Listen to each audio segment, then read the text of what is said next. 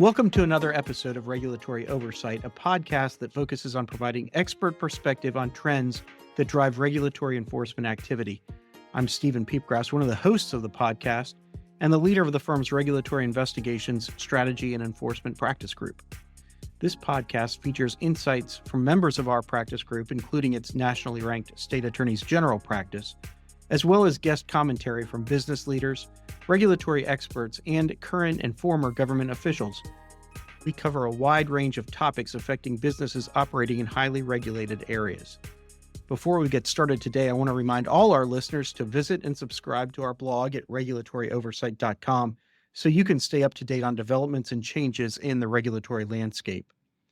Today, two of my colleagues, Jean Fishel and Judy Jagdmann, speak with Sam Kaplan of Palo Alto Networks on the issues of cyber threats facing critical infrastructure companies, the government's response to cyber incidents, and using AI to potentially combat cybersecurity threats.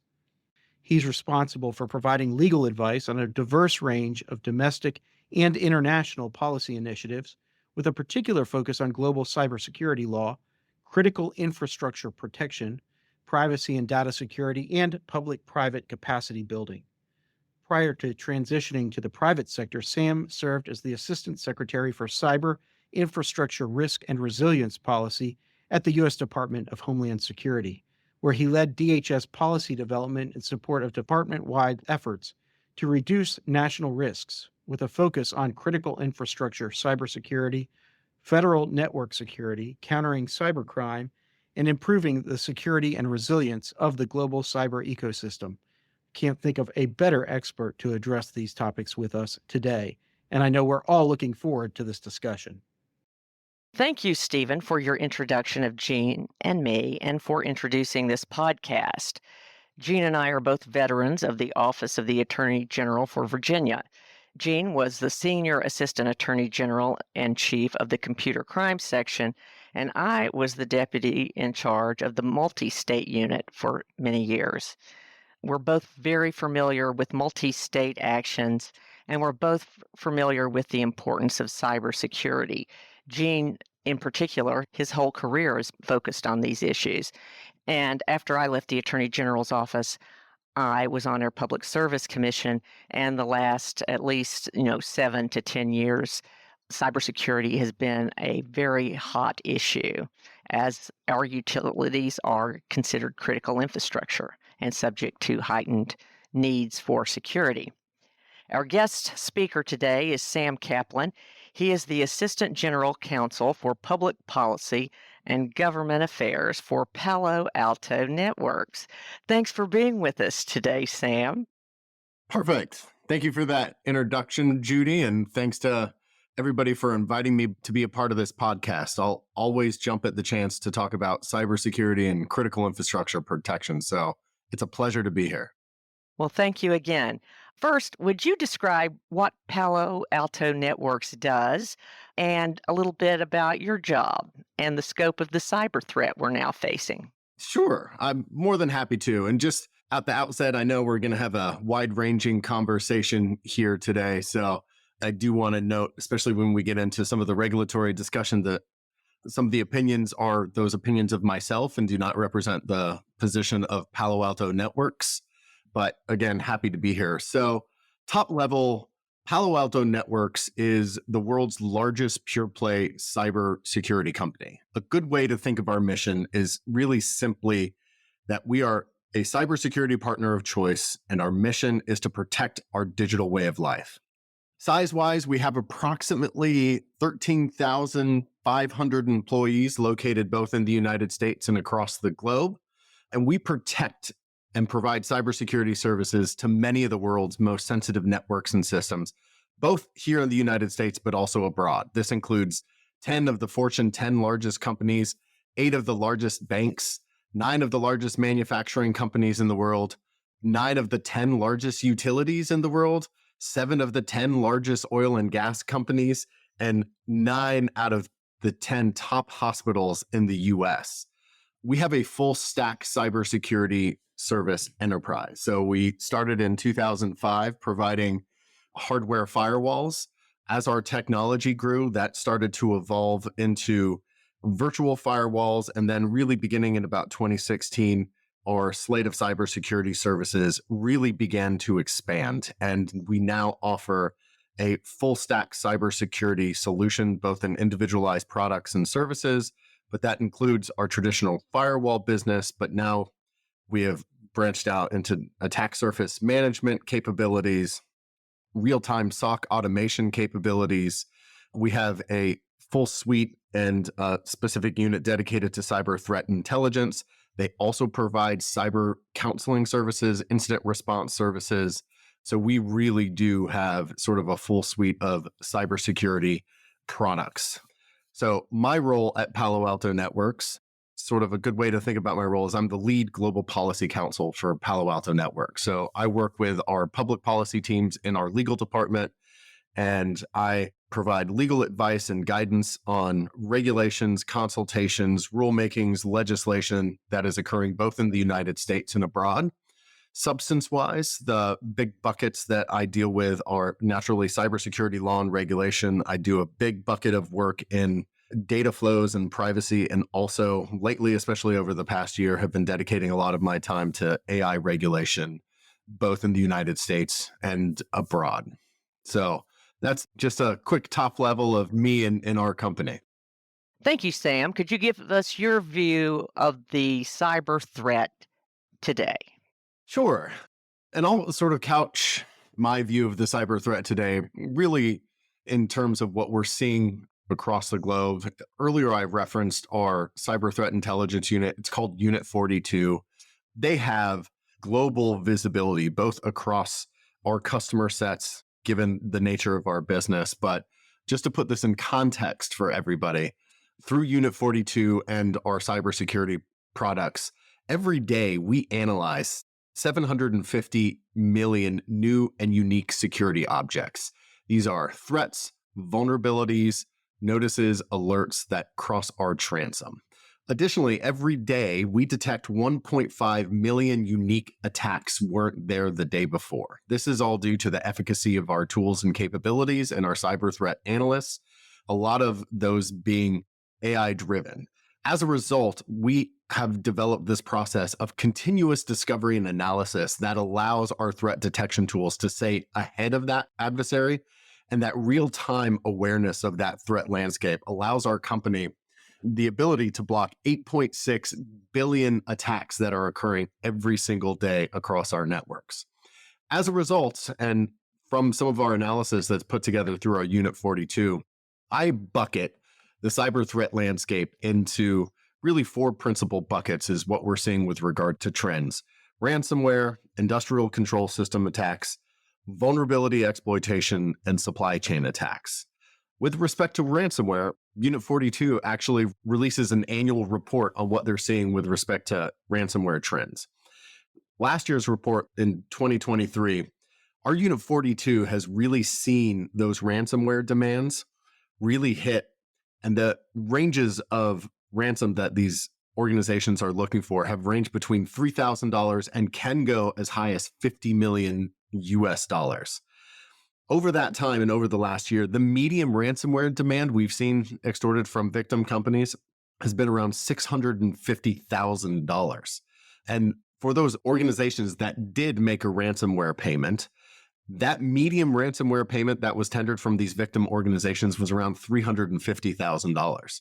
With respect to notable ransomware attacks, I think the most notable one, and I'm sure we'll talk about this one later, was the 2021 Colonial Pipeline attack that disrupted oil production across the East Coast from the Southeast up and down the East Coast. And Colonial Pipeline particularly provides nearly 45% of the fuel to the East Coast. In this particular attack, ransomware actors gained access through compromised VPN credentials, or those are the credentials that a lot of us through our companies are using to securely connect to those networks and systems. Once they were able to penetrate through that vector, they exfiltrated around 100 gigabytes of data before they actually encrypted some of those businesses' systems. As a result of that encryption, the company took proactive steps and they shut down just over 5,000 miles of pipeline as a precautionary measure so as not to have collateral consequences across their networks and systems. The company ended up paying $4.4 million in ransom in that particular attack. They paid it in Bitcoin, and through working with the Department of Justice, their cyber task force, they were able to recover that Bitcoin, but because of the fluctuation in price, that recovery was about $2.3 million. What we've seen most interesting with regard to these ransomware groups and these ransomware attacks is our Unit 42, and this is all included in our report. They've seen these ransomware gangs, and they're really starting to operate like high-tech firms. And this is through leaked emails that are available on the open and public internet through other reporting. But some of these gangs have started referring to their victims as customers. They employ customer service tickets to address and warn victims when payment deadlines are approaching. They also have slick marketing materials that they've been able to employ that include a time clock that counts down the hours to a deadline. And they have help desks that help some of these victim organizations facilitate on how to make the payment to these organizations. We've really seen an uptick in these ransomware attacks on state and local governments. Palo Alto Networks recently commissioned and released a report, this was last year, on ransomware preparedness across state and local governments. And one of the key findings of that survey was that 47% of those respondents at the state and local level, only 47% had an incident response plan to deal with ransomware. And that report goes on to say that price of not having an incident response plan is deceptively high. That average cost of a ransomware incident to a state and local government was right around $73,000 in 2020. And even where the backups were able to be recovered for those organizations where they could restore the operation of their systems. Importantly, that number and that cost doesn't include other potential expenses. That includes the ransomware, the downtime and the recovery costs of those systems, and the loss of the public trust. The second major bucket that I talked about was these industrial control systems attacks. For critical infrastructure operators in particular, industrial control systems, I think of those as the physical systems like the gears that really underpin the function of the critical infrastructure facilities like water, electricity, or even hospitals. For this bucket of attacks, these ICS attacks, importantly, they not only can have an impact on the networks and systems themselves, these can have a kinetic impact in the real world. So if there is a corruption of a system that's running a power or a water pumping service, that technological attack can disrupt in the physical world. We have seen within the last year, there was a state-sponsored attack out of China, and this was publicly reported through the Federal Bureau of Investigation and threat advisories that they put out called Volt Typhoon. In that particular case, the threat actors sought to blend normal networking activity to routine traffic that would compromise those small computers. Additionally, we've seen the federal government send out additional alerts against critical infrastructure with regard to these critical infrastructure and ICS attacks in particular. Again, just because of the kinetic impact that they can have in the real world. That third bucket, the exploitation of known and unknown vulnerabilities, these are legacy systems, networks that have not been updated to the latest software operating systems, and threat actors are well aware of the libraries of these known exploited vulnerabilities, and they're consistently and constantly probing organizations to see where these patches haven't been applied. Again, this is widespread. We have seen this particularly in critical infrastructure, as a lot of those legacy systems just need to be updated to the latest software tools or development. So those known exploited vulnerabilities are critical to address. And CISA, the Cybersecurity and Infrastructure Security Agency, actually publishes a list that is constantly updated of known exploited vulnerabilities that they've seen across federal networks, but also across critical infrastructure sectors. That last bucket is a supply chain attack. A supply chain attack is one that seeks to damage an organization by testing and targeting the less secure elements in that technology supply chain. We tend to think of this as a low and slow way for the attackers to gain access to those organizations and networks under the cover of a trusted source. One of the more prevalent attacks that we've seen in this came through a software update. The threat actors were able to embed malware within a software update that was pushed through a company's normal update or update cadence to victim systems. And that malware was then able to propagate across those victim systems. So it came from that trusted source, the normal software update, but that malicious software really is what started to perpetrate. So those are the four buckets that we've seen, particularly across governments and the critical infrastructure sector.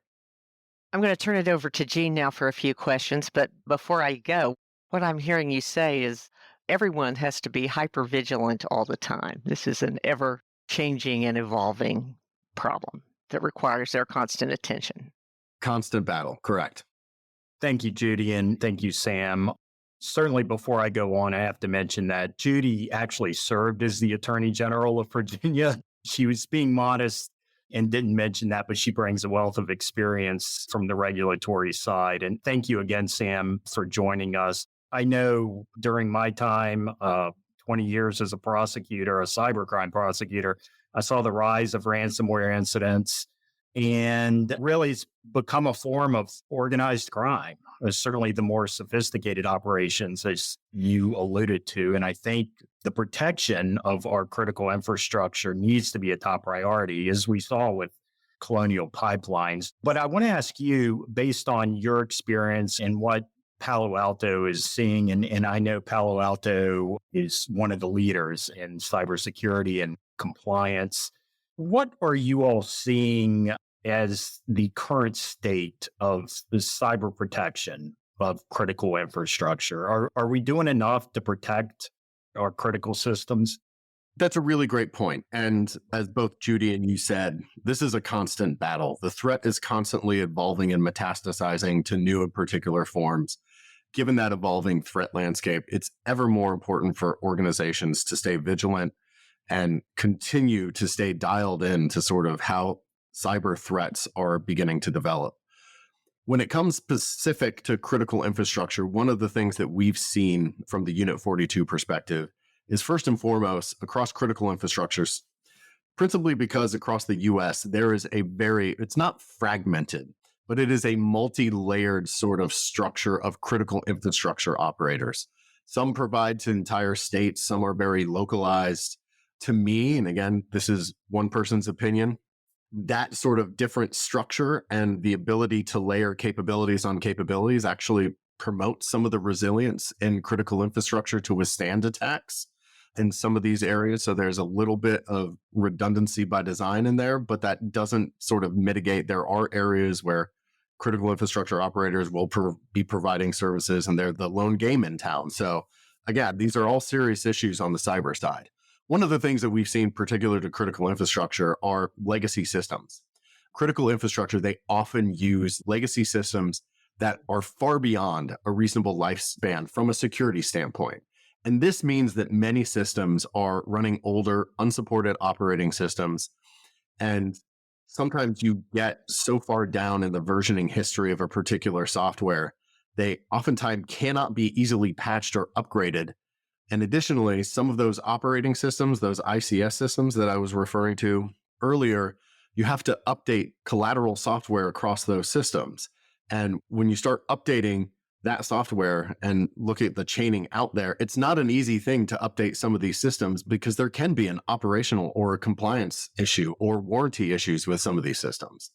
Additionally, what we've seen in critical infrastructure is IT-OT convergence. What this is more and more of that operational technology, those ICS systems are increasingly relying on IT systems or networks to sort of operationalize and function.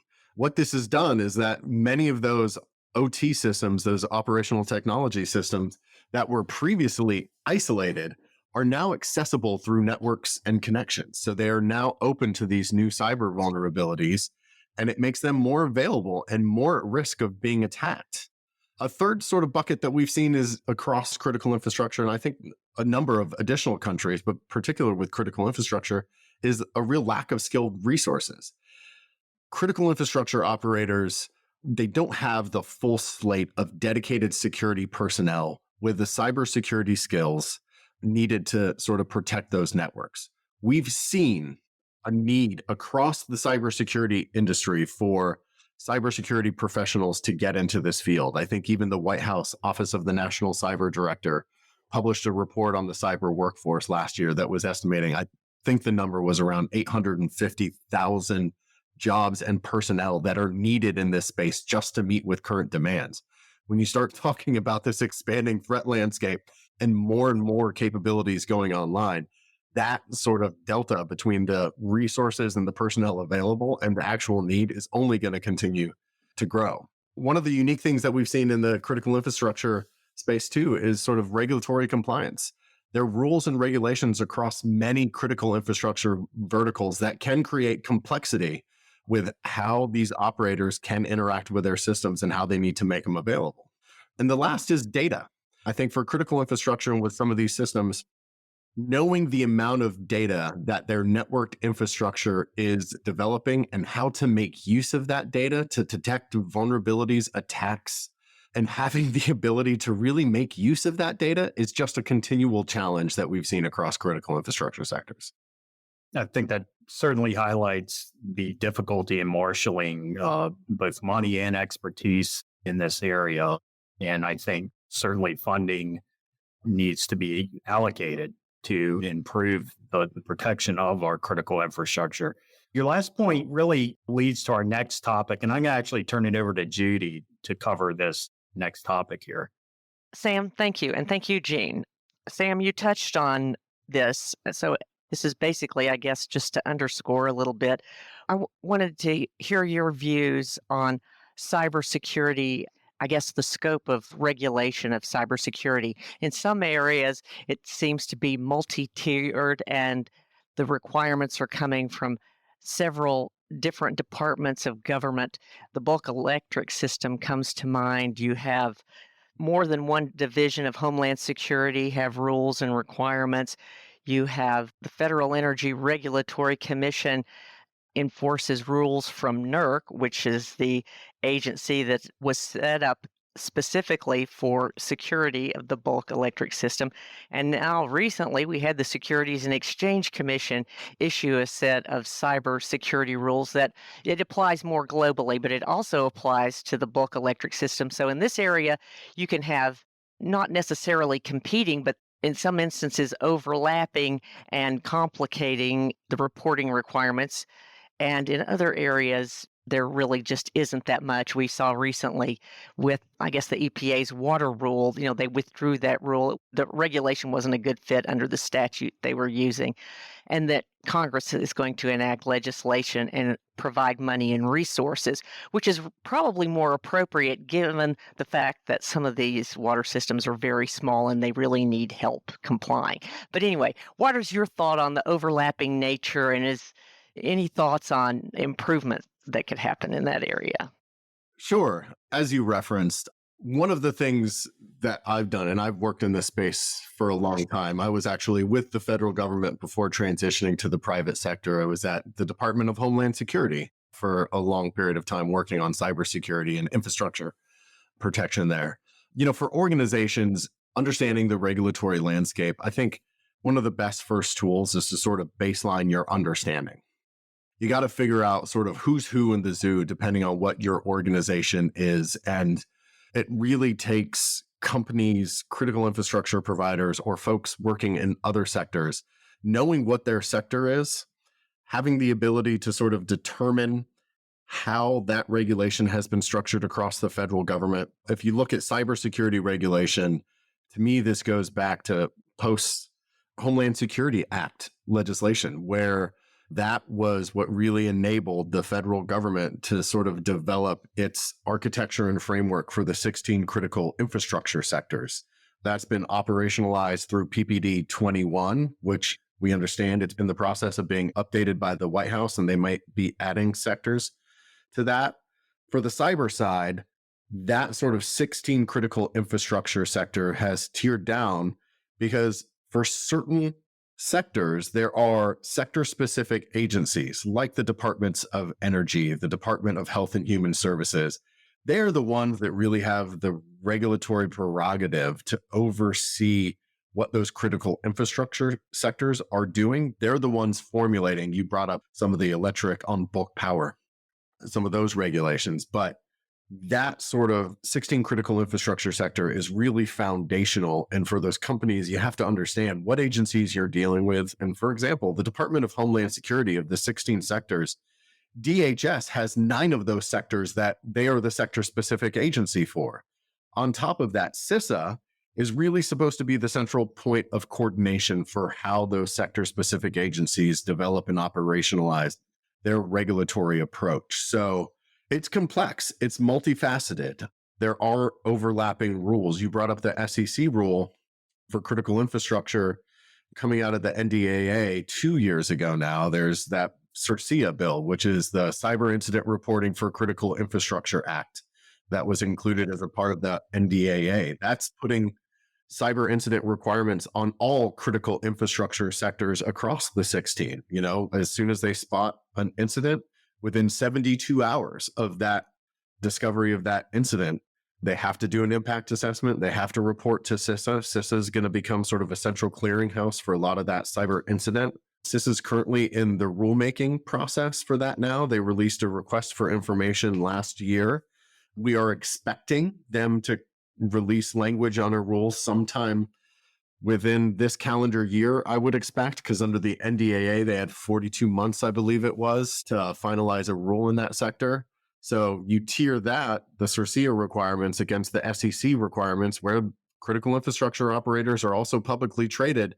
You have 2 cyber incident reporting requirements just in that area. To add the complexity on top of that, the Federal Acquisitions Council just issued a regulation in December for federal contractors, people providing services to the federal government. There is a 6-hour reporting requirement. So it is complex. It can be overlapping, but you have a lot of cooks in the kitchen. And I think there are efforts, you know, much to the federal government's credit, there are efforts through the recently updated cybersecurity strategy and the cyber implementation plan. Also, as part of CERCIA, DHS has been tasked with sort of setting up coordination. They were tasked with setting up a cyber incident coordination council that was looking at critical infrastructure sectors, the SEC, and other reporting requirements across the federal government to see where they can streamline and sort of lessen the burden. So it's complex. And for organizations, knowing sort of who's who in the zoo and who you have to deal with, I think is, you know, a real threshold question that everybody needs to take into account. And I would just, as an aside, I assume that that's an area where Palo Alto can be of service as well as law firms, helping entities navigate what they have to report to whom. Palo Alto, through Unit 42, they have the threat intelligence, but they also have the consultative services, which, you know, can help organizations develop risk management plans. But they also do incident response. And we actually do partner with firms like Troutman, but other firms to help organizations, because with these reporting requirements, one of the things that we've seen and that I've seen through the regulations, cyber incident response needs to be thought of more holistically across these victim organizations. You need a broader set of stakeholders that are involved in responding to a cyber incident. It includes legal, marketing, your C-suite should be involved, your board of directors. There's a lot of people that need to be involved in the process to assess the severity of the incident and how to respond. So this has really become an all of the corporation type of capability.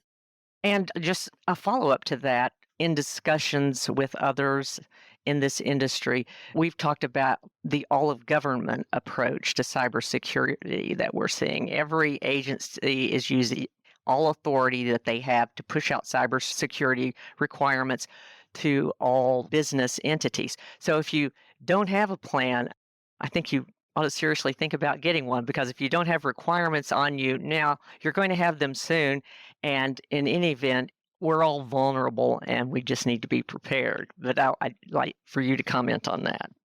I think you're absolutely correct. One of the things that we've seen accompany some of these cyber incident reporting rules, and we actually see this in the SEC rule, but also, you know, both domestically and abroad, when you have multinationals that are dealing in this territory, there are cyber regulations across the globe. And, you know, some of the trends that I've seen, and I'll use the SEC as an example, is they will implement a cyber incident reporting requirement, but part and parcel to that is the expectation that companies are going to have to take cyber risk management practices seriously and start reporting on how that particular entity or organization is both managing their cyber risk, how they're identifying threats and vulnerabilities, how they are operationalizing cybersecurity policies through those corporations. And I think we will see sort of these types of requirements, not only on the incident management side, but on sort of the cyber risk management side, continue to propagate. That is the whole like second leg of the stool under the SEC rule. Thank you, Sam. I see we're almost out of time, but just to wrap up, if I could ask what sorts of cybersecurity threats and issues that you see on the horizon, and how can critical infrastructure companies protect themselves from those? I think the threats and vulnerabilities that I sort of identified will continue to see those buckets and types of vulnerabilities just continue to spread. I think, for example, if you take sort of the known and exploited vulnerabilities section, as critical infrastructure operators are continuing to automate and network their capabilities, their attack surface is inevitably going to grow. The more things you have networked or connected, potentially open to open internet connections, that attack surface is just expanding by multiples. And having the ability to understand what your attack surface looks like, understand how many devices you have connected both to a network but through the internet is going to be crucial to understanding and protecting your own network. This includes IoT devices. When you start looking at IoT devices, more and more corporations, organizations across the board, but to include critical infrastructure, smartphones, connected devices like TVs or telecommunications equipment, it is all networked. And each one of those devices that is open to a public internet is a potential vector for them to get in. Palo Alto Networks has one of the more sophisticated attack surface management platforms. It's called Expanse through our Cortex, but it can get in and really help organizations know how many points of contact they have across their networks that are facing the open internet. So understanding that attack surface, I think, is going to be crucial, especially on that known and exploited vulnerabilities. I think the other trend that we're going to continue to see down the road is the scale and sophistication of attacks. I think we can expect to increase over the coming years. This is in part due to advances in artificial intelligence.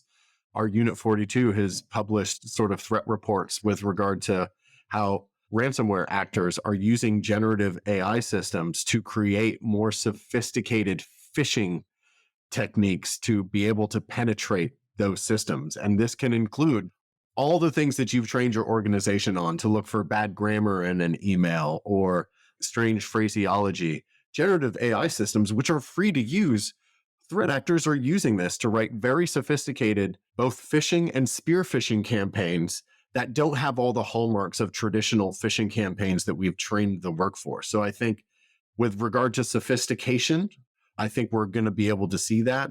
The other sort of outgrowth to that is the ability to scale those attacks, to hit numbers of systems and to sort of accelerate how they probe and how quickly and how large in scope they can sort of probe for vulnerabilities across those systems. So I think that scale and sophistication is one of the things that we have to be continually vigilant and look out for.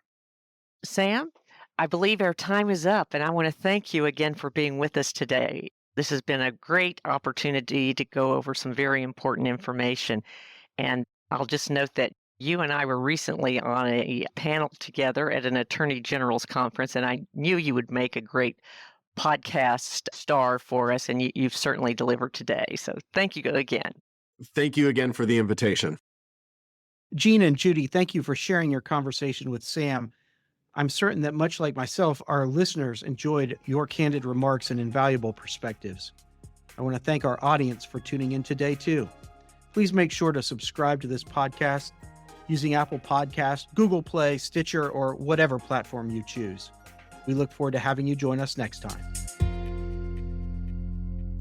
Copyright Troutman Pepper Hamilton Sanders, LLP. These recorded materials are designed for educational purposes only. This podcast is not legal advice and does not create an attorney-client relationship. The views and opinions expressed in this podcast are solely those of the individual participants. Troutman Pepper does not make any representations or warranties, express or implied, regarding the contents of this podcast. Information on previous case results does not guarantee a similar future result. Users of this podcast may save and use the podcast only for personal or other non-commercial educational purposes. No other use, including without limitation, reproduction, retransmission, or editing of this podcast may be made without the prior written permission of Troutman Pepper. If you have any questions, please contact us at troutman.com.